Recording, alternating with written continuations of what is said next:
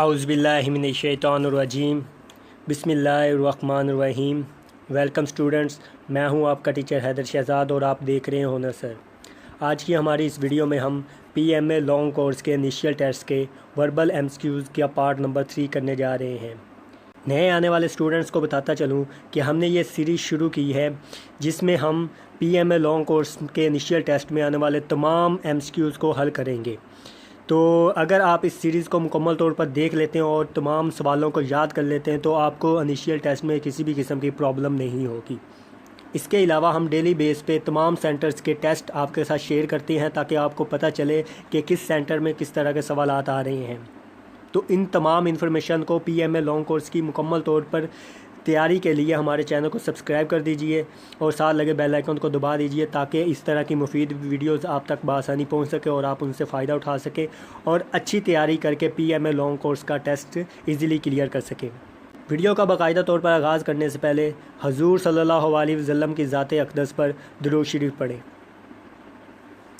जी, तो पहला सवाल है जी, if second day of month is Sunday then 23rd day of will be. तो जो मतलब कि दूसरा दिन है वो संडे का दिन है, जो 23 तारीख को क्या होगा। 2 तारीख को संडे है तो 23 तारीख को क्या होगा। ये मैं जितनी भी वीडियो अपलोड की हैं कम से कम इस तरह के 1-2 सवाल मैं आपको हल करके बताता हूँ। तो आपने अगर पुरानी वीडियो देखी है तो आप इसको ईज़िली हल कर लेंगे। और PMA लॉन्ग कोर्स के इनिशियल टेस्ट में इस तरह के कम से कम 3 से 4 सवाल आते हैं, तो आपने इसको गौर से देखना है जी। देखें, अगर सेकंड डे का हमें पता है जी संडे है, तो आप देखें हफ्ता होता है 7 दिन का, तो 7 दिन जमा करेंगे तो क्या आ जाएगा 9 को भी संडे होगा। फिर 9 में क्या करेंगे जी, 7 जमा करेंगे 16 को भी संडे होगा। 16 में 7 जमा करेंगे, ठीक है जी, तो 23 को भी संडे ही होगा, ठीक है। तो इस तरह होना है, आपने आगे से आगे एक एक गिनना बहुत मुश्किल होता है। इस तरह आपने 7 जमा करते जाना है और आपको पता चल जाए वही दिन रिपीट होता रहेगा। 2 को संडे था, फिर 9 को संडे है, 9 के बाद 16 को संडे है, 16 के बाद 23 को भी संडे है, तो 23 को क्या होगा जी, संडे होगा। अगला सवाल है जी, if 1 dozen pencil price is 27। अगर 1 दर्जन पेंसिलों की कीमत 27 रुपये है then the price of 4 pencil will be. तो क्या कह रहा है जी, अगर 27 रुपये जो है 1 दर्जन पेंसिलों की कीमत है और आपने बताना है 4 पेंसिलों की कीमत क्या होगी। देखिए, 4 पेंसिलों की कीमत आप मालूम कर सकते हैं अगर आपको 1 पेंसिल की कीमत पता हो तो आपने क्या करना है जी, 27 को 12 पे तकसीम करना है तो आपके पास 1 पेंसिल की कीमत आ जाएगी। क्योंकि कीमत क्या है जी 27 रुपये और पेंसिलें कितनी हैं जी 12। 27 को 12 पे तकसीम करेंगे, आपके पास 1 पेंसिल की कीमत आ जाएगी। उस 1 पेंसिल की कीमत जो आएगी उसको 4 से मल्टीप्लाई कर देंगे। तो क्या करना है जी, 27 रुपये कीमत है और आपको पता होना चाहिए 1 डज़न में कितनी पेंसिलें होती हैं जी 12। तो ये इनको तकसीम करेंगे 2.25 आ जाएगा। फिर क्या करेंगे, 2.25 को जब मतलब कि 4 से मल्टीप्लाई करेंगे तो इसका आंसर आ जाएगा 9, ठीक है जी। तो 9 इसका आंसर है। अगला सवाल, Ali move toward north side after some time turn left and then again turn left what is मतलब कि पहले वो नॉर्थ की तरफ जा रहा है, फिर लेफ़्ट मुड़ा, फिर लेफ़्ट मुड़ा। तो देखें, इसके लिए इस तरह होता है जी, ऊपर की तरफ नॉर्थ होता है, नीचे साउथ, लेफ़्ट साइड पे वेस्ट और राइट साइड पे ईस्ट होता है। तो वो डायरेक्शन उसकी क्या है, नॉर्थ की तरफ जा रहा है। फिर उसने क्या किया है, पहले लेफ़्ट लिया है तो अब उसकी लेफ़्ट साइड पे क्या है जी, वेस्ट है, तो वेस्ट की तरफ मुड़ा। फिर थोड़ी देर आगे चला है, फिर दोबारा लेफ़्ट मुड़ा है। तो अगर वेस्ट की तरफ जा रहा है तो उसका लेफ़्ट क्या है जी, साउथ की तरफ। तो फिर वो लेफ़्ट मुड़ा तो उसकी अब डायरेक्शन क्या है जी, साउथ उसकी डायरेक्शन है, ठीक है जी। अगला सवाल है जी, if 4th day of month is Friday then 19th day. तो चौथा दिन जो है अगर फ्राइडे है तो 19वां दिन क्या होगा। तो ये भी उसी तरह पिछले सवाल की तरह होना है जी। 4 में क्या करेंगे, 7 जमा करेंगे 11, और 11 में क्या करेंगे जी, 7 जमा करेंगे 18 को भी फ्राइडे होगा और हमने 19 को मालूम करना है तो 19 को क्या होगा जी, सैटरडे होगा, ठीक है जी। अगला सवाल है, Ali bought a pen for 30 rupees. 30 रुपये का उसने पेन ख़रीदा और 40 रुपये का बेचा, प्रॉफिट विल बी। तो उसने क्या किया जी, 30 रुपये का पेन ख़रीदा था और 40 का बेचा, और उसमें जो उसका मतलब प्रॉफिट 10 रुपये हुआ है उसकी परसेंटेज क्या होगी। तो किसी भी चीज़ की परसेंटेज निकालनी हो, जिस चीज़ की परसेंटेज निकालनी होती है उसको टोटल पे तकसीम करते हैं और 100 से मल्टीप्लाई कर देते हैं। तो उसको प्रॉफिट, अभी प्रॉफिट की निकालनी है, तो प्रॉफिट को क्या करेंगे, टोटल कीमत जो उसकी ख़रीद है उस पर तकसीम करेंगे और क्या कर देंगे जी, 100 से मल्टीप्लाई कर देंगे। तो क्या करेंगे जी, प्रॉफिट उसका, प्रॉफिट की परसेंटेज निकाले, प्रॉफिट उसका 10 रुपये है, लिया है कितने का जी, टोटल अब उसकी 30 रुपये है, बेची उसने 40 रुपये, टोटल उसका 30 ही है, ठीक है जी। और 100 से क्या कर देंगे जी, मल्टीप्लाई कर देंगे, एक ज़ीरो कट जाएगा और ऊपर 100/3 आ जाएगा, ठीक है जी। 100 को 3 पे तकसीम करेंगे तो 33.33 आंसर आ जाएगा, ठीक है जी। अगला सवाल है, 10 man dig a well in 5 days। अगर 5 बंदे एक जो कुआं है 5 दिन में करते हैं जी, तो how many days will be, तो कितने दिन लगेंगे 5 बंदों को। अब देखें ये तनासब रास्त और तनासब माकूस मैंने पिछली वीडियो में भी आपको समझाया था। अगर एक चीज़ के कम होने से दूसरी चीज़ भी कम हो रही है, या एक चीज़ के बढ़ने से दूसरी चीज़ भी उसी तनासब से बढ़ रही है, तो वो तनासब रास्त होता है। अगर एक चीज़ के बढ़ने से दूसरी कम हो रही हो, एक के कम होने से दूसरी बढ़ रही है, उल्ट हो रहा है, तो वो तनासब माकूस होता है। अब देखें अगर 10 बंदे हैं तो उनको दिन कम लग रहे हैं। अब अगर बंदे कम हो गए तो दिन क्या होंगे जी, दिन ज़्यादा लग जाएंगे। तो किस तरह करेंगे जी, आप देखें अगर 10 बंदे थे उनको लगे जी 5 दिन, कम दिन लगे। अब बंदे कम हो गए हैं, 5 हो गए हैं, और उनको दिन क्या हो जाएंगे, डबल लगेंगे, 20 दिन लगेंगे, ठीक है जी। अगला सवाल है जी, when Adil is 5 year old and sister is 3 year old, what will be the age of his sister when Adil will be 50 years old।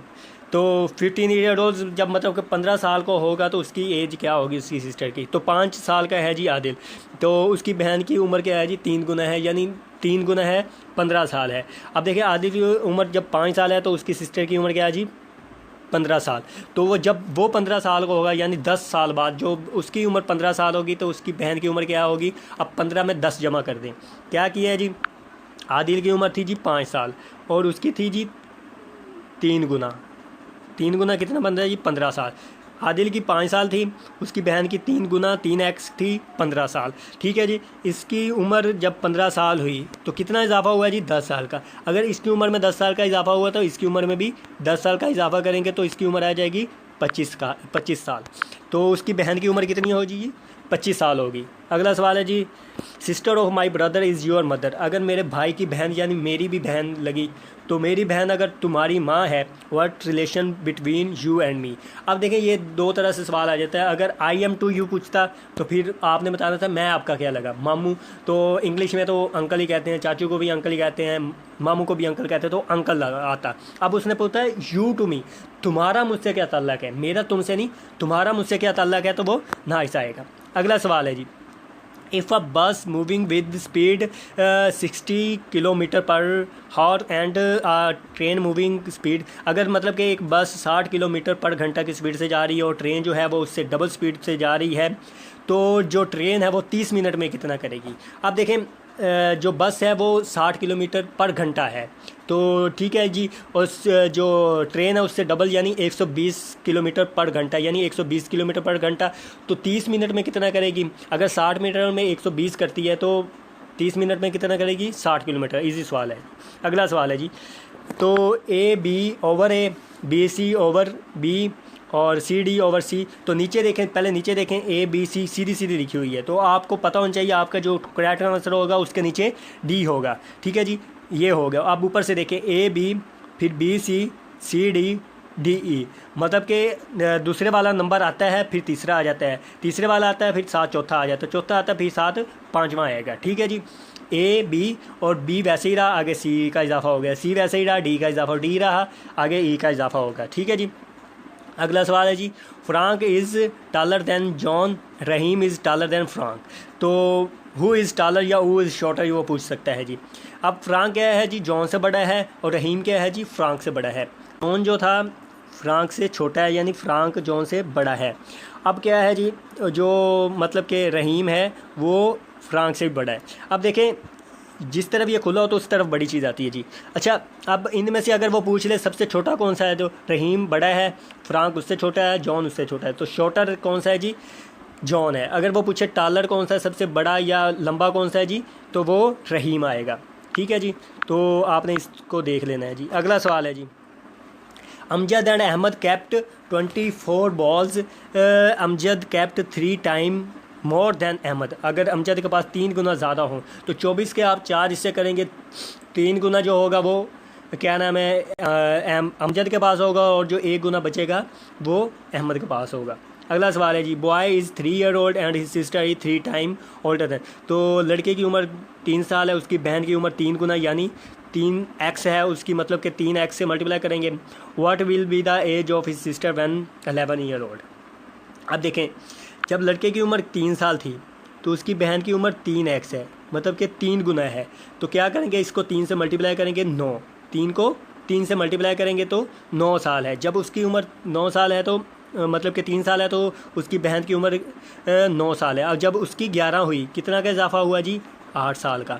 तो इसमें भी 8 साल का इजाफा होगा, 8 साल का इजाफा हुआ तो कितनी उम्र हो जाएगी, 17 साल। तो जब उसकी उम्र 11 साल होगी तो उसकी बहन की उम्र 17 साल होगी। अगला सवाल है जी, 1/2, 2/4, 3/6। तो आगे क्या आएगा, आप ऊपर देख लें, ऊपर सीधी सीधी गिनती है 1 2 3, आगे 4 आएगा और नीचे 2 का इजाफा हो रहा है, 2 4 6 और 8 आएगा।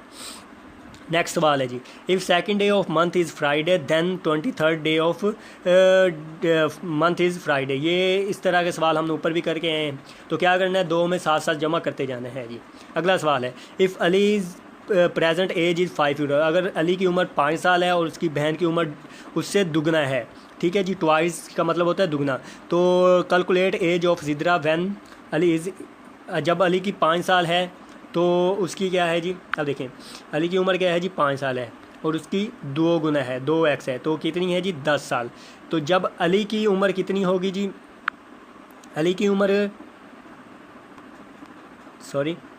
अली की उम्र जब 11 साल होगी तो उसकी बहन की उम्र कितनी होगी, ठीक है जी, यही बताना है जी। तो क्या है जी, जब उसकी 11 साल होगी तो उसकी कितने का इजाफा हो, 6 साल का। तो इसकी उम्र में भी 6 साल का इजाफा करेंगे तो 16 साल। जब अली की 11 साल होगी तो उसकी बहन की उम्र 16 साल होगी। नेक्स्ट सवाल है जी, नेक्स्ट सवाल है जी, 1 डजन पेंसिल कैन बाउट 15। तो 15 रुपये में 1 दर्जन जो पेंसिलें हैं वो ख़रीदी गई, तो 72 पेंसिलों की कीमत कितनी होगी। अब देखें, आपको पता है जी 1 दर्जन पेंसिलों की कीमत 15 रुपये है 1 दर्जन की। तो आप पहले देखें 72 को तकसीम करके देखें 12 पे के कितने दर्जन बनते हैं, 6 दर्जन बनते हैं। फिर 6 को एक, आपको पता है 1 दर्जन की 15 है, तो जब आपको पता होगा दर्जन कितने, 6 दर्जन को फिर 1 दर्जन वाली कीमत से मल्टीप्लाई करें तो 6 दर्जन की कीमत आ जाएगी। नेक्स्ट क्वेश्चन है जी, in which group does not belong. तो इनमें से कौन सा है जी जो ग्रुप से बिलोंग नहीं करता, काउ, डॉग, लीपर्ड, कैट। तो इनमें से काउ है जी। नेक्स्ट सवाल है जी, if Monday is first day of month. अगर सोमवार जो है पहला दिन है तो 13वां दिन क्या होगा। उसी तरह 7 जमा करेंगे 8 को भी मंडे होगा, 8 में 7 जमा करेंगे 15 को भी मंडे होगा। तो आपने 13 को मालूम करना, 2 दिन पीछे आ जाएं तो हफ्ता होगा जी 13 को। अगला सवाल है जी, if 4th day of month is Tuesday. अगर चौथा दिन जो है वो ट्यूसडे है तो 26वां दिन क्या होगा जी। 4 में 7 जमा करेंगे 11 को ट्यूसडे होगा, 11 में 7 जमा करेंगे जी 18 को भी ट्यूसडे होगा, और 18 में 7 जमा करेंगे 25 को भी ट्यूसडे होगा। तो 26 को आपने मालूम करना है तो वेडनेसडे होगा। क्या करते हैं जी, 7 का इजाफा करते जाते हैं, वो दिन रिपीट होता है। अब देखें 4 को ट्यूसडे था तो वो 7 दिन बाद रिपीट होगा, फिर 7 दिन बाद रिपीट होगा, फिर 7 दिन बाद रिपीट होगा। तो 4 में 7 जमा करेंगे तो 11 को भी फिर ट्यूसडे आ गया, 11 में 7 जमा करेंगे 18 को फिर ट्यूसडे आ गया, 18 में 7 जमा करेंगे जी 25 को फिर ट्यूसडे होगा, और 26 को मालूम करना है तो वो वेडनेसडे होगा। नेक्स्ट सवाल है जी, what will be the last word if.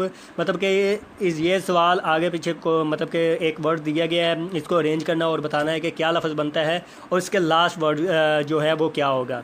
तो वो ब्यूटी लफ्ज़, ये इसको अरेंज किया जाए तो ब्यूटी बनता है, और लास्ट पे इसका जो लफ्ज़ है वो वाई है।